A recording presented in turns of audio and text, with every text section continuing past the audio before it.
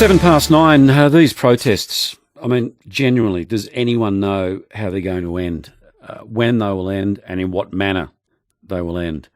On Saturday, we saw the awful protests at Richmond and Hawthorn. Monday, the protests were outside the CFMEU offices and in the city. Tuesday, the protesters took over the Westgate Bridge. Yesterday, they took over the Shrine. Today, who knows? Maybe this man, the Chief Commissioner of Victoria Police, Shane Patton. Good morning. Morning, Tony. Well, I've got to say, Chief Commissioner, when you walked through those gates as a youngster at the academy, could you ever have imagined that you'd be overseeing something like this in your city? Oh, I don't think anyone could have envisaged this at any time. It's madness, really. It defies common sense what's occurring. So how do you end the madness? Well, it's not for us to end the madness. It's for people to come to their senses. I mean, we'll prevent it as much as we can, but it's, by and large, it's a group of people who are putting themselves above others.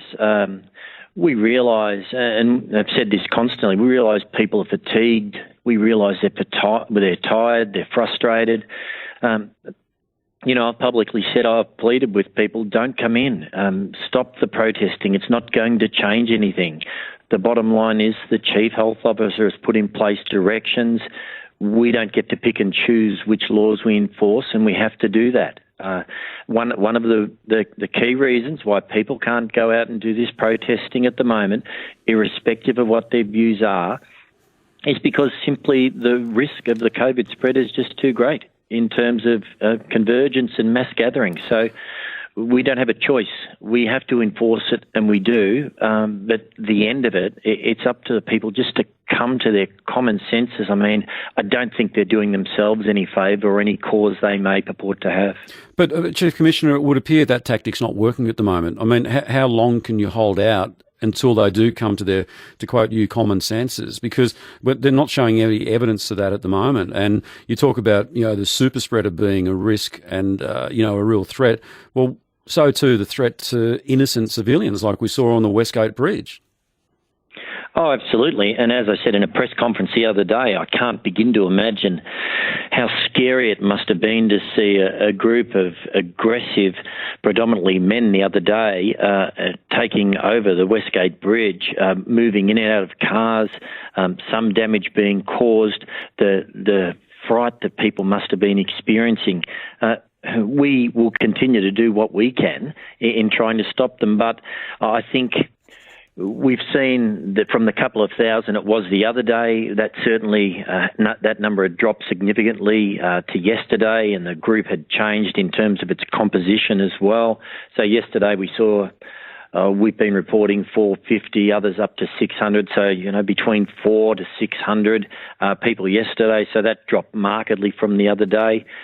We would hope that common sense is starting to prevail, and they are starting to reflect on their conduct and what the public sentiment is towards these people who are doing this. So it's not a choice that we have, Tony. It's not something we want to be involved in. We have always respected people's rights to protest, but it just can't occur at this time.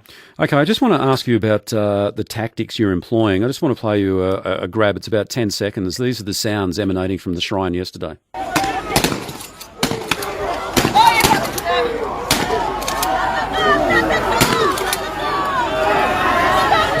Chief Commissioner, what's that? Well, it could be a range of things. Yesterday we used some vapor dispersal grenades, for lack of a better word, which is a strong OC type spray. We let off some baton rounds, foam baton rounds, which are like very hard squash balls. We use some flexible baton rounds, which have previously been described as beanbag rounds. So a range of different crowd control equipment, like you've just heard. But I think it's important, if I can contextualise that, Tony.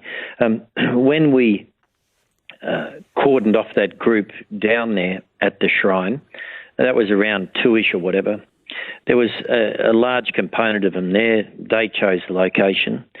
We then we engaged with Dean Lee, the CEO, and and mindful of the sanctity of that area, and said we may have to use munitions, less than lethal munitions, which have been referred to in the media, but really it's crowd control equipment. We said we may have to use that, and his request was to limit that as much as we could, and we took that on board most certainly. And we then tried to engage with all of those protesters and actually allowed many of them to leave through just taking their names and details with a follow-up about infringements later, because we didn't want a confrontation. It then got down to, after a period of time, an hour or two, we had still a significant hardcore group there. We had to resolve the matter. We moved forward and dispersed a range of them, and then there was some confrontation with a really hardcore component of them, in which some arrests were made, and that's when you're hearing those crowd control equipment being used. So we didn't set the location, we didn't set the outcome. It's determined by the protesters. Okay, so as I said from the introduction, where does this end? I mean, quite clearly the city can't be held to ransom by a group of protesters made up of, it's a real, sort of potpourri at the moment, isn't it, of who's actually there demonstrating through the streets. Will you ramp up your force?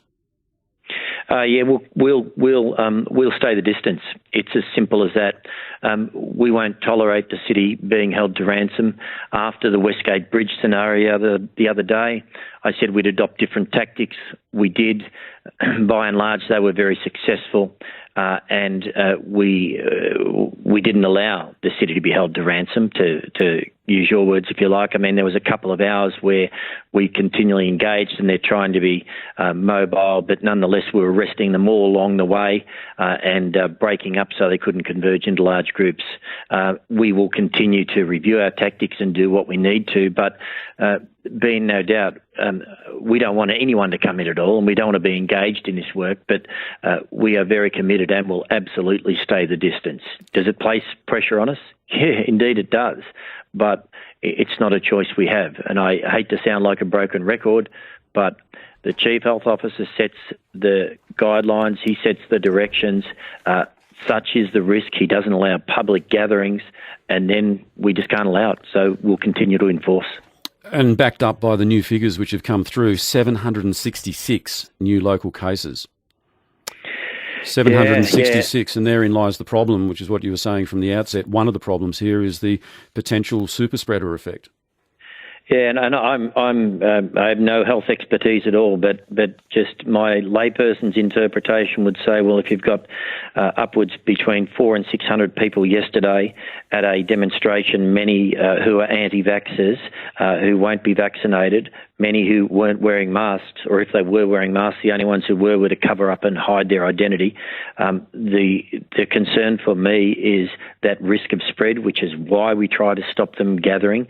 But I do want to mention as well, put yourself in the shoes of a police officer who has to go there, confront these people and then arrest them, not knowing whether they're going to get COVID-19 as a result of just going to work and doing their job.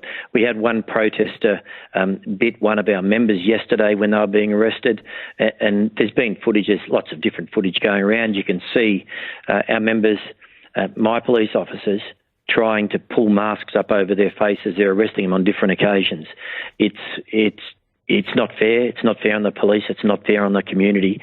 And I'm just appealing to anyone who thinks they're going to achieve anything by coming into protest not to do it, because there's no reasonable or there's no good outcome on it at all. Chief Commissioner, can I ask you about a video that we've been made aware of an officer body slamming a civilian at Flinders Street Station? Have you seen that?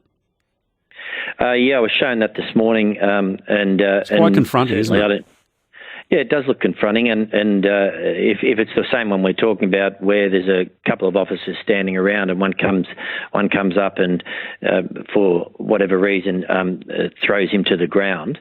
If that's the video we're talking about, yep. Tony, and we'll investigate that quite obviously. Now, I don't know what the full circumstances are. There's always context to everything. We'll investigate it with an open mind and look at it to determine have they acted appropriately. And as we have done with any incident, where it's raised about whether police are acting appropriately or not. I mean, I won't jump to any conclusions because there's always before and after with these matters. There's always context, and I think that's important, and that's why we say we'll keep an open mind, but certainly things that get raised with us, any adverse videos, any adverse reports, we're absolutely about investigating them. But by and large, the police officers that we've been deployed in dynamic, threatening, challenging, scary and frightening situations, they've been brilliant. The composure, the proportionate response in use of force, I couldn't be prouder of them, what they've done and the way they've conducted themselves. But of course, there'll be incidents that appear or may be inappropriate, but any of them that are, we will fully investigate. And this officer's under investigation, the one at the video that we're talking about? Well, that video is being reviewed to determine whether or not there's been an appropriate response. So when you say the officer's under investigation, the matter initially gets assessed and we will determine, based on what's contained in there, where that steps through in terms of who looks at it, whether it's local police or whether it's... and I would think in this circumstance we'd refer that to our Professional Standards Command. They will assess it and inquire of those officers and interview and determine what's happened. Chief Commissioner... do you regret the decision to ban news helicopters from covering these protests? Oh, look, it's an interesting one, Tony. I don't regret the decision, but we probably could have done it better. I think that's the reality. And just for the listeners, we made a decision yesterday. A tactical decision was made by the police commander to request via our hearing to request CASA to restrict airspace above the protests. And that was done for public safety reasons. We became aware that these groups are, they're quite cunning. They had spotters out. They're viewing live footage from television helicopters, and it's allowing them to direct and avoid police. It's allowing them to direct protesters to a particular area. It's allowing them to see in real time what our tactics are. And it allows them in real time potentially to direct their protesters where there are small groups of police. And we have seen confrontations and we have seen threats and we have seen assaults. I mean, it's a pretty radical move, isn't it, Chief Commissioner? I mean, to actually stifle the media and deny the public the right to know. I'll just finish on that because I'm not sure that I agree with stifling the media or denying the public the right to know. So I'll just step through that. But I agree, Tony, we probably could have done it better because we could have and could have consulted with the media outlets to see whether we could come to a compromise and achieve the same outcome. But we're not stifling the media because we did, to achieve that, we've allowed the footage to be played, but all in a delayed manner so that the protesters aren't getting it live. So we're not trying to hide away from anything there. That's pointless from a news point of view. I mean, that's absolutely pointless. I mean, the whole idea of live coverage to inform is to provide live coverage. I mean, gone are the days where you would play something off tape an hour later. I mean, it's virtually irrelevant, and that now has ended up in the courts this morning as the TV networks tried. I mean, is it really? Did it need to get that far?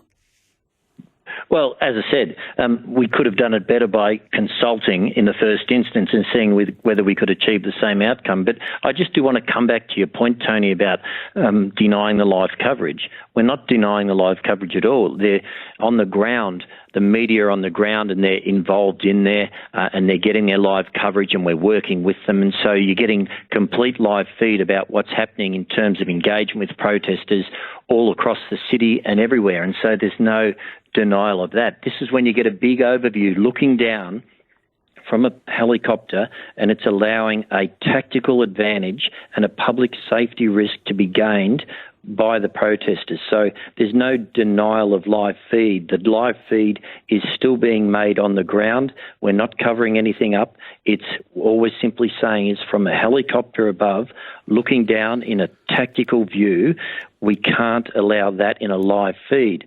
And so, as I said, I didn't realise it was going to be such a big deal, honestly. Well, it is a big deal. Well, it is a big deal, Chief Commissioner, when you stifle the media. And what you're doing is stifling freedom of press. Now, I'm not going to get into an argument with you about it. That can be decided by the courts. But it is a very, very un-Victorian thing to do. But I'm not sure, Tony. As I said, explaining about stifling of the media, we're still allowing live access on the ground. This is about not allowing an overview whole look to see a tactical advantage to be gained. At no stage are we preventing media from showing what's occurring on the ground. Yeah. What we're doing is we're denying the protesters any tactical advantage. But I mean, we might have to agree to disagree on the interpretation of that. Sure. But we're very happy to work with and continue to give complete access to the media on the ground, delayed access above, and I don't want to end up in the courts over anything. I mean, for me, it'd be good if we can, and I can have my director in media, and I've spoken with them this morning about seeing whether we can resolve that and come to some further agreement. Well, I mean, there's, I suppose from your point of view, there's bigger fish to fry at the moment, and that's sort of restoring order on our streets. But it does beg the question. I mean, these protesters, maybe on Monday they were deemed to be a rabble, but have they got to a point now where there is genuine leadership there, where they are using the media as a source? I mean, are they? Well, I'm not going to ask, are they outsmarting you? That's just completely disrespectful. But are they a lot more organised than maybe you gave them credit for? Oh, they don't have a core leadership group as such, but there's disparate issue-motivated groups in amongst them who've been regular protesters over a long period of time, and they are familiar with police tactics to a degree, and they are media savvy, and they do arrange through encrypted networks to be at different locations and about about enacting their tactics.